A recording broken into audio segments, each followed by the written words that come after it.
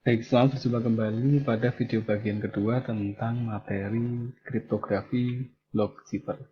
Jika pada sebelumnya kita sudah membahas salah satu contoh mode block zipper yaitu electronic codebook yang memiliki kelemahan karena tidak menghilangkan pola. Hanya merubah nilai tetapi pola akan tetap sama. Nah, salah satu teknik yang bisa untuk mengatasi masalah tersebut adalah mode zipper blockchaining.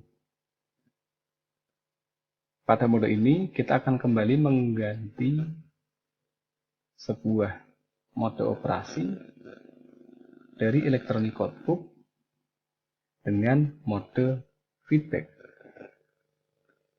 Sehingga hasil enkripsi pada ciphertext blok pertama akan digunakan untuk enkripsi pada blok kedua. Nah, sebagai contoh kita tetap akan menggunakan model atau algoritma enkripsi yang sama, yaitu dengan XOR menggunakan initialization vector, kemudian kita akan lakukan enkripsi dengan kunci K. Untuk model enkripsinya masih sama seperti contoh di electronic codebook, yaitu kita menggunakan XOR dan 1 kali bit urep.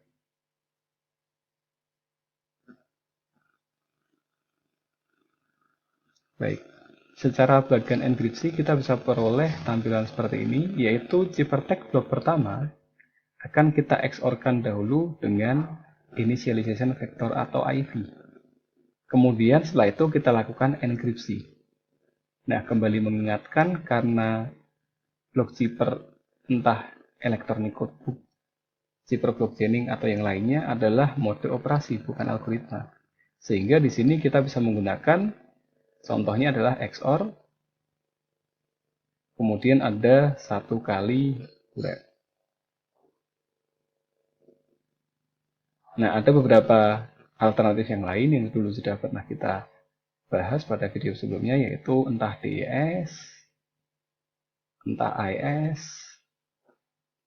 ataupun kita bisa menggunakan RSA.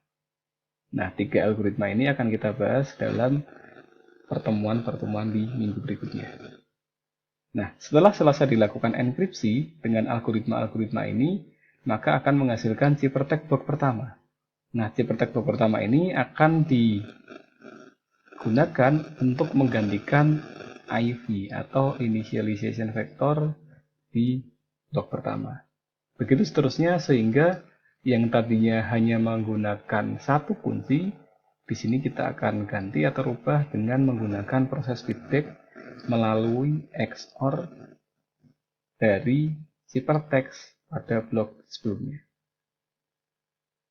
Nah, begitu pula proses dekripsinya, Anda bisa pelajari bagian ini hanya tinggal membalik dari urutan pada proses enkripsi.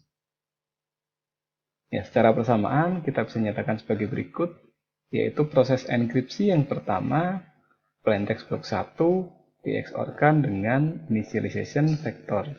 Sementara untuk yang ciphertext blok I atau yang selanjutnya adalah plaintext blok pertama dengan ciphertext blok yang sebelumnya. Setelah itu baru kita masukkan algoritma untuk melakukan enkripsi. Nah, sama untuk contoh di sini kita menggunakan XOR dan 1 kali bit urep ke kiri.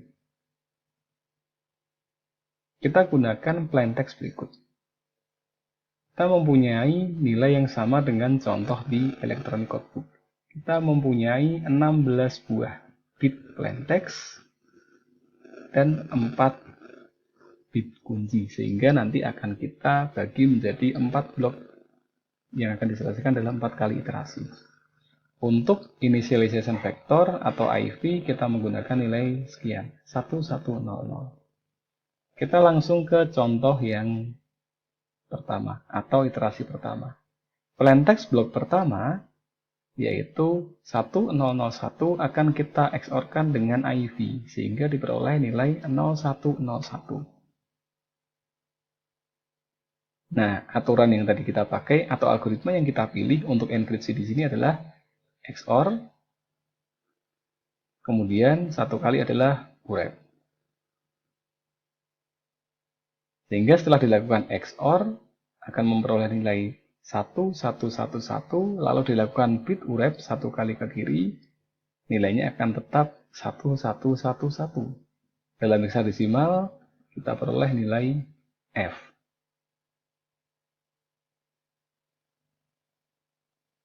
Nah, lakukan hal yang sama untuk ciphertext blok berikutnya. Satu yang perlu kita perhatikan adalah nilai C1. Ini akan kita gunakan untuk menggantikan IV pada blok kedua. Kita lanjutkan ke blok kedua. P2 akan kita XOR-kan terlebih dahulu dengan C1, sehingga diperoleh nilai 1101. Selanjutnya kita lakukan enkripsi dengan algoritma yang sama, yaitu XOR dan 1 kali bit urep ke kiri. Sehingga bisa diperoleh nilai akhir adalah 1110. Atau dalam hexadesimal kita peroleh nilai E.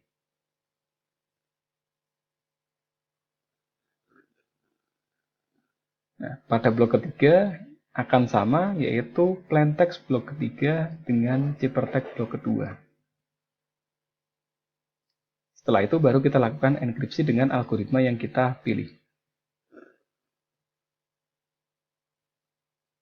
Dan terakhir, kita XOR-kan plaintext blok keempat dengan ciphertext blok ketiga untuk memperoleh nilai ini 0110. Selanjutnya lakukan hal yang sama, kita enkripsi dengan algoritma yang kita pilih.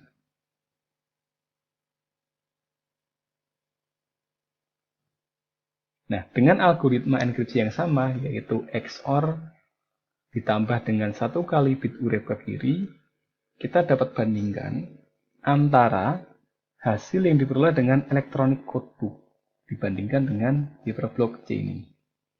Kita peroleh plaintext 92B9. Kita tampilkan dalam mode hexadesimal supaya lebih mudah untuk kita pahami secara nilai.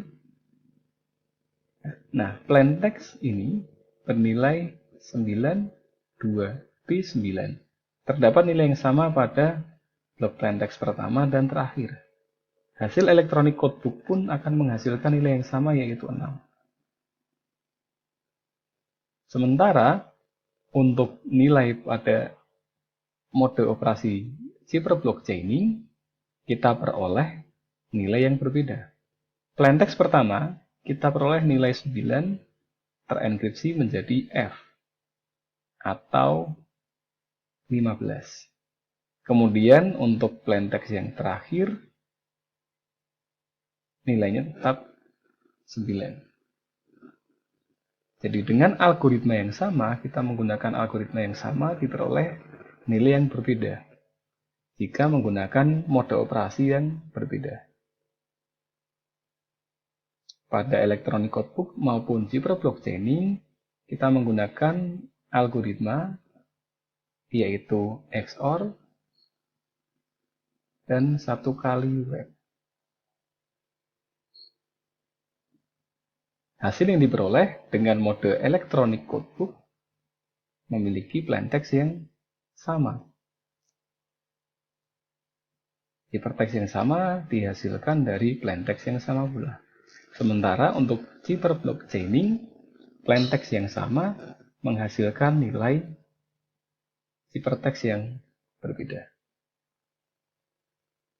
Nah, kita bisa lakukan improvisasi dengan mengganti algoritmanya.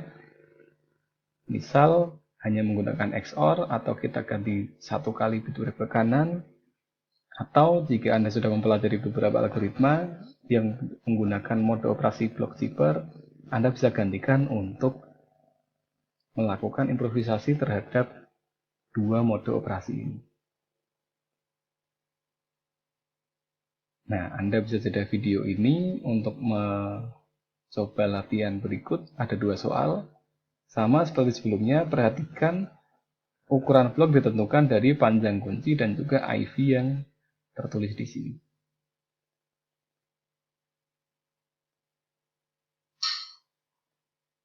Nah, untuk materi cipherblock chaining ternyata juga tidak terlalu baik jika dibandingkan dengan electronic codebook, karena ada satu kelemahan yang paling utama, yaitu ketika terdapat satu kesalahan pada blok awal, maka akan terjadi kerusakan pada blok-blok berikutnya, atau yang disebut sebagai perambatan kesalahan.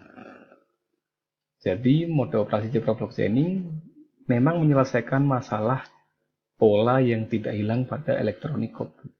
Tetapi sekaligus juga terjadi masalah baru, yaitu perambatan kesalahan.